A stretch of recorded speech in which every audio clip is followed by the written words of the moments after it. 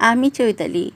আজ তোমাদের জন্য নিয়ে এসেছি একটি নিশির ডাকের গল্প। তোমরা কি কেউ নিশির ডাক শুনেছ?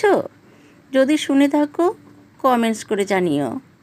তাহলে চলো আজ শুনবো নিশির ডাক গল্প।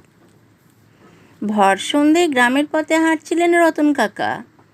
চারপাশে নির্জনতা, মাঝে মধ্যে পেঁচা ডাকছে। হঠাৎ পেছন থেকে এক নারীর মিষ্টি গলা, রতনদা। রতন কাকা পিছনে তাকিয়ে দেখলেন এক অপরূপ সুন্দরী, কিন্তু তার মুখ অস্বাভাবিক ফ্যাকাশে, চোখ যেন গভীর অন্ধকারে ডুবে আছে। কাঁপা গলায় কাকা বললেন, তুমি কে? মেয়েটি মৃদু হাসলো, আমার নাম নিশি, আমাকে চিনতে পারছেন না? রতন কাকা মনে করা